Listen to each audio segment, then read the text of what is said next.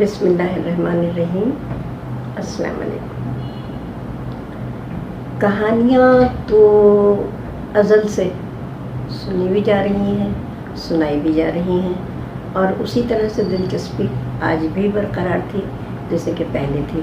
قصہ چہار درویش ہے اور پشاور کا قصہ خانی بازار ہے، یہ سب جو ہے یہ اسی کا شاخسانہ ہے کہ سب بیٹھتے تھے اور کہانی جو ہے وہ سنتے بھی تھے اور سناتے بھی تھے، اور وقت بھی اچھا گزرتا تھا، معلومات میں اضافہ ہوتا تھا۔ تو ہم نے بھی سوچا کہ آپ کے لیے کہانیوں کا ایک بہت ہی دلچسپ منفرد قصہ اور معلوماتی قصہ جو ہے وہ آپ کے لیے شروع کیا جائے، اور وہ ہے جناب قرآن میں جانوروں کے نام یاد ہے آپ کو؟ کون کون سے جانور ہیں؟ بہت سارے جانور ہیں نا جن کا قرآن میں ذکر ہے، اور ہر جانور کا جن کا ذکر ہے ان کا کسی نہ کسی پیغمبر سے سلسلہ جڑتا ہے۔ اب آج جو ہم آپ کو کہانی سنائیں گے وہ ہے ہدہد۔ ہدہد جانتے ہیں؟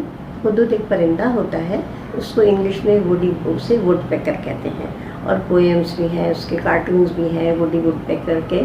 تو آج ہم سنائیں گے کہ ہدہد کا کس پیغمبر کے ساتھ رشتہ تھا، یا وہ منسلک تھا، یا اس کا قصہ کس حوالے سے قرآن میں آتا ہے، کس پیغمبر کے نام کے ساتھ جڑا ہوا ہے۔ تو وہ ہے جناب حضرت سلیمان علیہ السلام سے۔ حضرت سلیمان علیہ السلام جو تھے وہ بہت جید پیغمبر گزرے ہیں، ان کے والد بھی پیغمبر تھے، حضرت داؤد علیہ السلام۔ حضرت داؤد علیہ السلام کے جو ہے بیٹے تھے حضرت سلیمان علیہ السلام، اور ان کو بھی اللہ تعالیٰ نے نبوت دی تھی، کیونکہ حضرت داؤد علیہ السلام اپنے وقت کے بادشاہ تھے، ان کی سلطنت تھی۔ تو اس طرح سے جو ان کے بیٹے تھے حضرت سلیمان علیہ السلام، وہ بھی سلطنت ان کو وراثت میں ملی، لہٰذا وہ بھی بادشاہ بنے۔ حضرت سلیمان علیہ السلام نے اللہ تعالیٰ سے یہ دعا کی تھی کہ یا اللہ تعالیٰ مجھے ایسی سلطنت دے، ایسی بادشاہت دے جو آج تک کسی پیغمبر کے حصے میں نہیں آئی۔ ان کی دعا قبول ہو گئی، اور اللہ تعالیٰ نے ان کو کس چیز پہ حکومت دی؟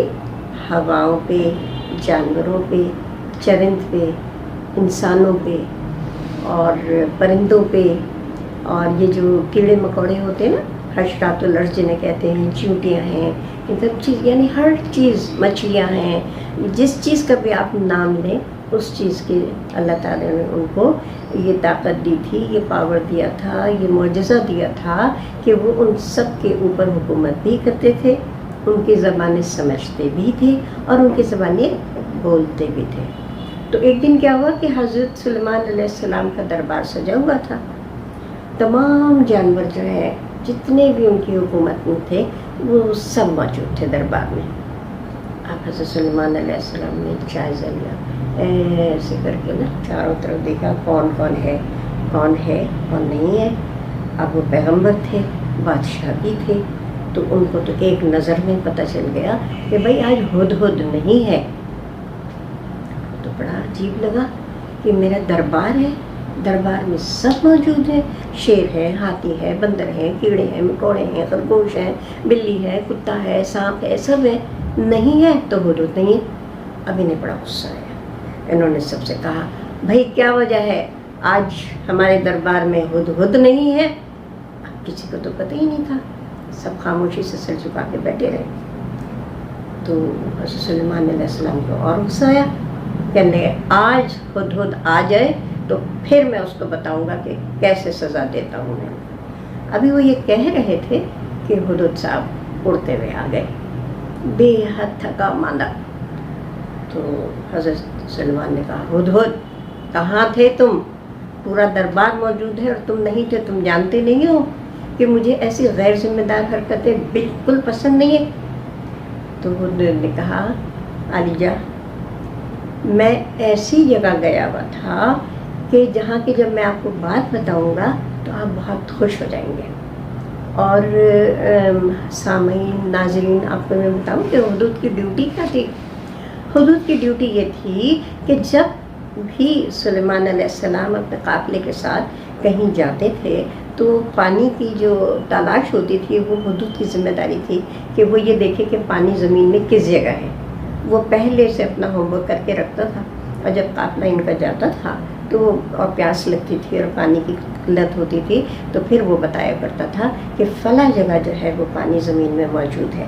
تو لہٰذا جنات جو ہے، کیونکہ جنوں میں بھی حکومت تھی، تو جنات جو ہے اس جگہ کو وہاں کھودتے تھے، پانی نکل آتا تھا. اتنا وافر مقدار میں پانی ہوتا تھا کہ ان کا پورا قافلہ جو ہے، جتنے جانور، جتنی بھی زندہ چیزیں موجود ہوتی تھیں، وہ سب سیر کے پانی پیتے تھے، اور پھر یہ قافلہ آگے رواں ہوتا تھا. تو خود بھی اسی سلسلے میں گیا ہوا تھا کہ کہیں ڈھونڈ لے گا، لیکن راستے میں اس کا گزر ایک یمن کے ایک علاقے میں ہوا جہاں ملکہ سبا کی حکومت تھی. تو اسے ملکہ سبا بھی کہتے ہیں اور ملکہ بلقیس بھی کہتے ہیں. تو حدود نے کہا کہ علی جا، وہاں میں نے دیکھا اتنا خوبصورت علاقہ، اتنی ان کے پاس مال دولت، اور ملکہ اتنی خوبصورت، وہاں سب کچھ اللہ کی دی ہوئی نعمتیں موجود تھیں، مگر وہ سب جو ہے نا سورج کی پوجا کرتے ہیں، خود اللہ کی وحدانیت کو نہیں مانتے. بس ان میں صرف یہ خرابی ہے، باقی کسی چیز کی کمی نہیں ہے. اور ملکہ کا تخت تو ایسا عالیشان تخت ہے کہ بس دیکھ کے دل خوش ہوتا ہے. حضرت سلیمان علیہ السلام نے کہا اچھا، میں تیری بات پہ جب یقین کروں گا، جب میں تجھے خط دوں گا، ملکہ کو دے کے آنا اور واپس آنا، تو مجھے پتہ چلے گا کہ تو سچ بول رہا ہے، کیونکہ میں تو یہاں بیٹھا ہوں، مجھے کیا پتہ. حدود نے کہا ٹھیک ہے. اب جناب سلیمان علیہ السلام نے خط لکھا ملکہ کے نام کہ دیکھو میں تمہیں اللہ کے ایک ہونے کی دعوت دیتا ہوں، تم ایک اللہ کو مانو، اس کی عبادت کرو، اور تو پھر یہ ہے کہ تمہیں بخشش ہو جائے گی، ورنہ میں اپنا لشکر لے کر آؤں گا اور تمہیں روند ڈالوں گا، تم برباد ہو جاؤ گے. اور میں بالکل یہ برداشت نہیں کر سکتا کہ تم کسی کو اور کو پوجو، صرف اللہ کو معبود مانو، اس کو مانو، تو پھر تمہاری بخشش ہو جائے گی. یہ خط لے کے گیا، ملکہ کی جھولی میں خط ڈالا اور واپس آ گیا. ملکہ نے خط کھول کے پڑھا تو ملکہ نے کہا اچھا، ملکہ تو بہت امیر تھی.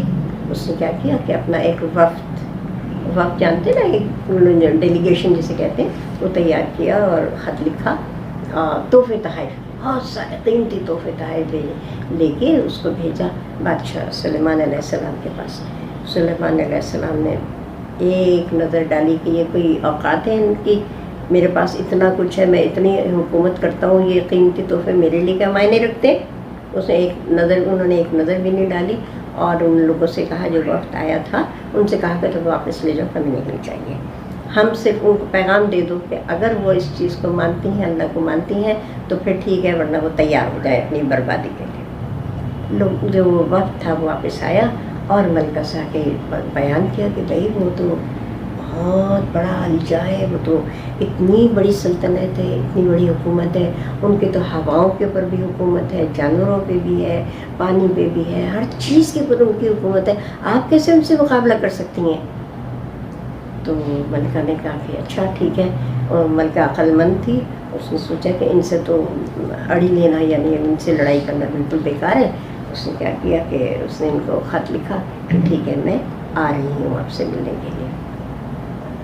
اب حدود نے یہ بھی بتایا تھا کہ حضرت سلیمان علیہ السلام کو کہ ملکہ کا جو تخت ہے وہ بہت خوبصورت ہے. تو حضرت سلیمان علیہ السلام نے اپنے دربار میں یہ کہا کہ کون ہے جو ملکہ سبا کا تخت اس کے آنے سے پہلے یہاں لے آئے گا.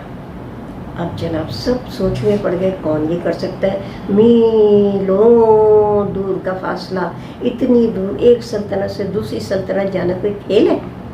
اب سب سوچ میں پڑ گئے.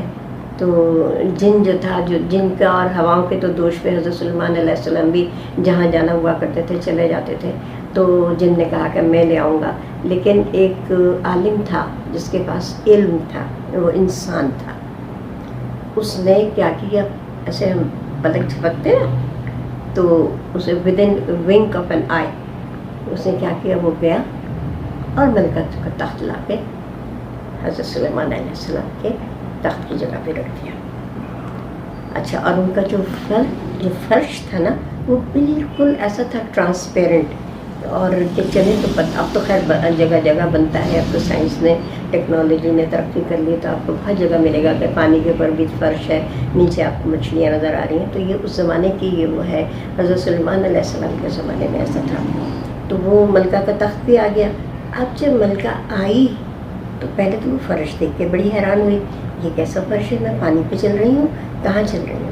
اور اس کے بعد جو ایسے کر کے دیکھا تو اس کو تو پھر تخت نظر آ گیا. میرا تخت یہاں کیسے آ گیا، ابھی تو میں آئی ہوں وہاں سے. تو اس کے دل پہ ایک ہیبت، ایک روب، ایک خوف ویسے ہی طاری ہو گیا. خیر پھر اس کے بعد اس نے کیا کیا کہ حضرت سلیمان علیہ السلام کی بات جو ہے وہ مان لی، اللہ پہ وہ ایمان لے آئی، اور کیا نام ہے وہ ان کی بخشش ہو گئی، ان کی معافی ہو گئی.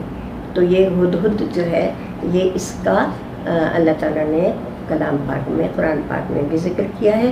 اور یہ دیکھیے حضرت سلیمان علیہ السلام سے جڑی ہوئی یہ کہانی تھی جو ہم نے آپ کو آج سنائی ہے. مجھے یقین ہے آپ کو اچھی لگی ہوگی، آپ کی معلومات میں اضافہ ہوا ہوگا، اور آپ اپنے دوستوں کو بھی کہانی سنا سکتے ہیں.